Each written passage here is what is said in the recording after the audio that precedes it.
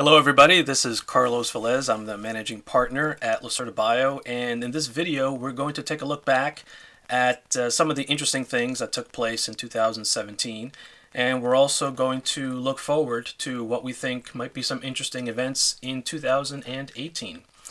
So what did we find interesting in 2017? Well, we identified three things, and I think where we need to begin is with CAR-T. Now, I think with CAR-T, we really have a new era in drug approvals, and I use the term drug very loosely here because what we have here is a series of highly sophisticated products, thanks to our increased understanding of the immune system. And when you're talking about a product that achieves 80+% remission rates in cancers that are already difficult to treat, I mean that's just remarkable. It really, really is.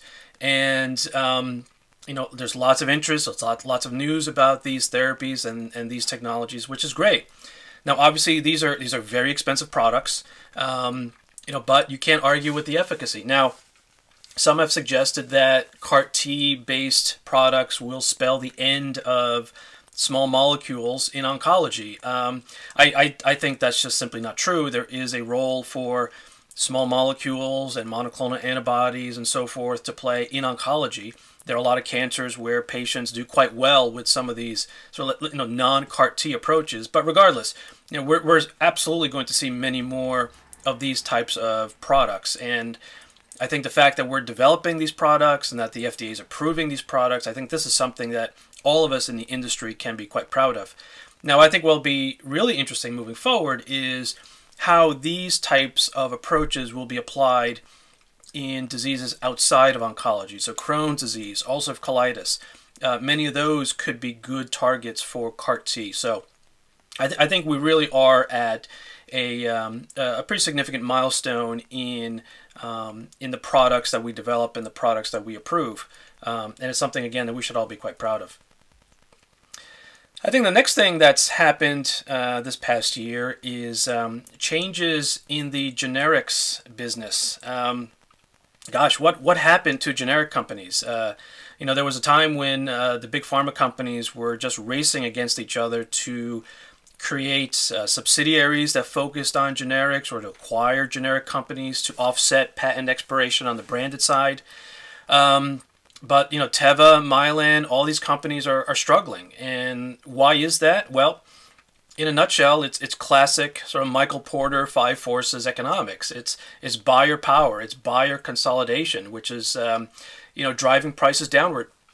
And the other thing that's happening is that, again, the FDA, to its credit, has been approving ANDAs much faster. I mean, there were ANDAs which were taking 2 years for approval, and now some of those are flying through in 6, 7 to 8 months. So, between buyer consolidation and faster ANDA approvals, it's becoming much more difficult for the Tevas and the Mylans of the world to remain competitive like they used to. And so now we're seeing layoffs around the world. Now, what's going to happen with the generics business moving forward, I think, is an interesting question. Typically what will happen in an industry that where this type of thing happens, it tends to reset. And the classic model is where the industry bifurcates. On the one extreme, you'll have companies that'll really focus on sort of lower cost products and combine that with operational excellence, excellence in manufacturing, excellence in distribution, and so forth. So think of companies like Amazon, for example. I mean, that is what has happened there in the book industry.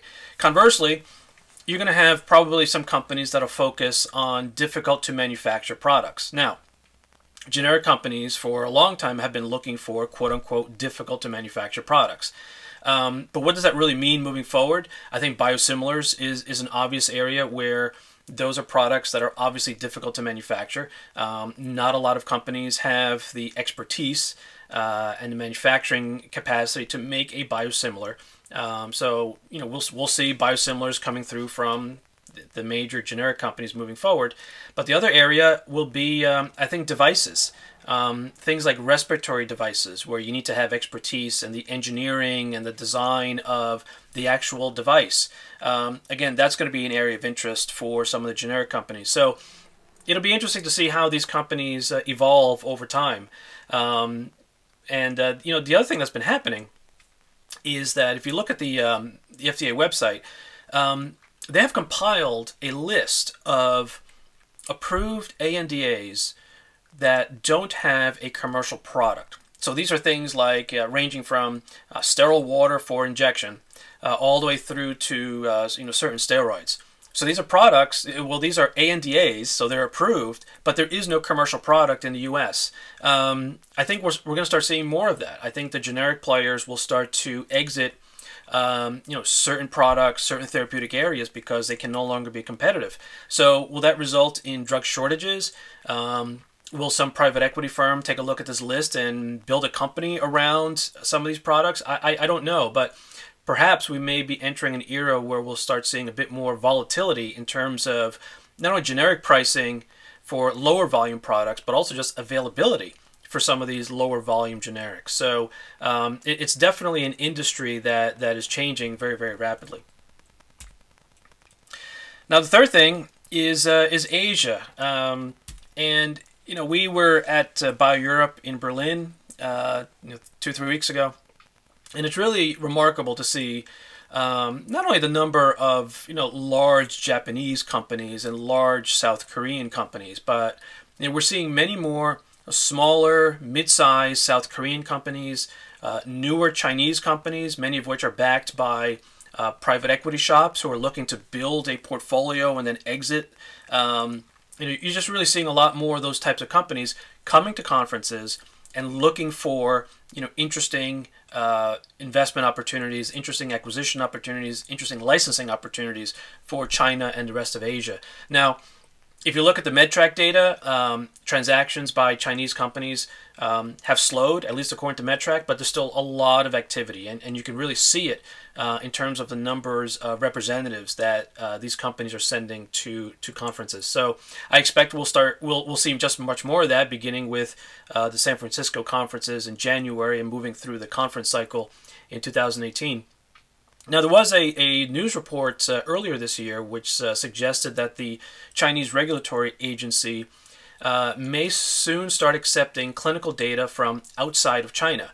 Now, what this exactly means, you know, will they harmonize with EMA and so forth? You know, we don't know, but it can certainly result in much faster, much smoother approvals for products that are developed, let's say, in the US and Europe, and to get those products approved in China. So that could really accelerate you know, the commercialization of products that are being developed you know, in the US and Europe. So it's, you know, what will happen there, we don't know, but it's certainly something that I think all of us should be keeping a closer eye on. So what's going to happen next year? You know, obviously we don't know, but there are three things that we think, you know, we're going to want to keep an eye on going into the new year. And the first one is biosimilars. Now, I mentioned biosimilars earlier, but if you look at the pipeline of biosimilars that are in development, there are some very, very large products that are under threat by biosimilars. You know, trastuzumab and etanercept, you know, just a bunch of them are all in late stage development for the U.S. market.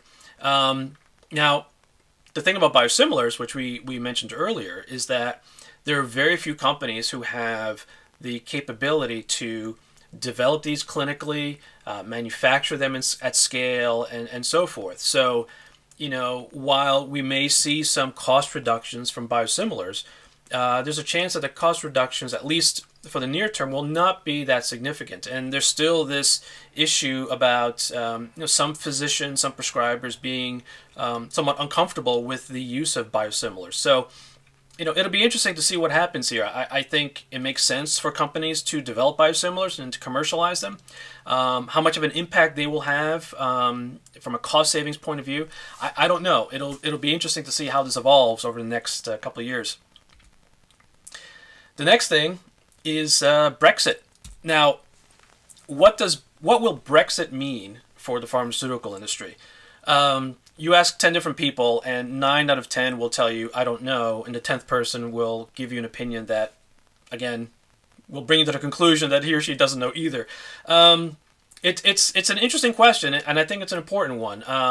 Looking at it, from several different angles. A lot of researchers who work in the UK are continental Europeans. Will a lot of them leave the UK and go back to Germany, France, and so forth? What'll happen to companies in the UK who receive EU funding? Will the European VCs stop investing in the UK? What's going to happen between the MHRA and the EMA? Will clinical trials remain harmonized? Will there be centralized procedures or different approval procedures? There are all these questions about what's going to happen, and it'll all depend obviously on where the politicians land in terms of whether it's going to be a hard Brexit or going back to the way things were or someplace in the middle. So who knows? It's just a lot of questions. Again, if you're a company developing products, it'll be interesting to see what happens, especially from a development point of view. How this all evolves over time.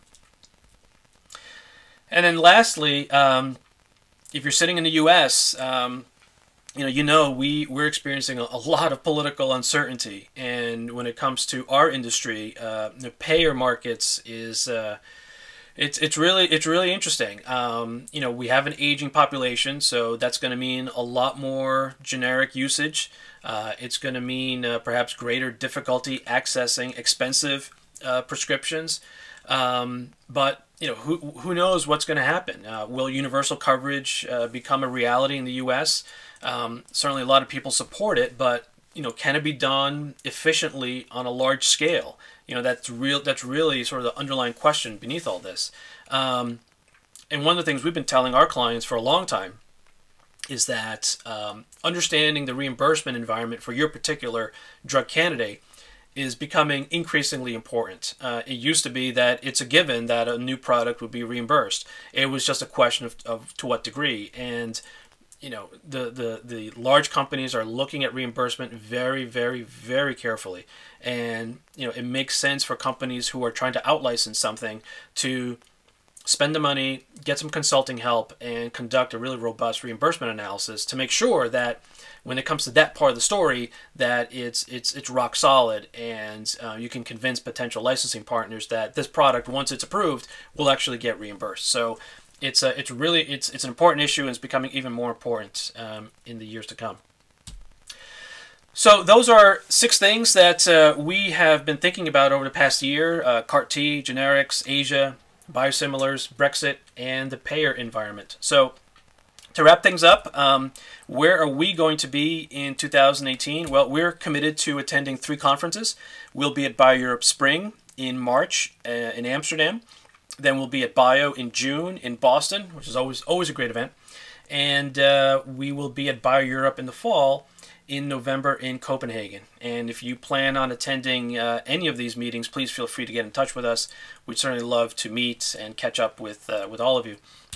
The other thing that we're going to be doing next year is we've partnered with the EBD Academy to put together some online training courses. The first one, which will come out sometime in March of next year, will be on out-licensing. And in this video series, we're going to focus on key practical matters associated with out-licensing. So we're going to talk about the presentations that you should put together, how to best use conferences, how to write meeting invitations that are more likely to get accepted, how to organize a data room, how to conduct your follow-up, all the practical nitty-gritty things that simply need to be done as part of an out-licensing process. So look for an announcement on our website and in our newsletter beginning early next year.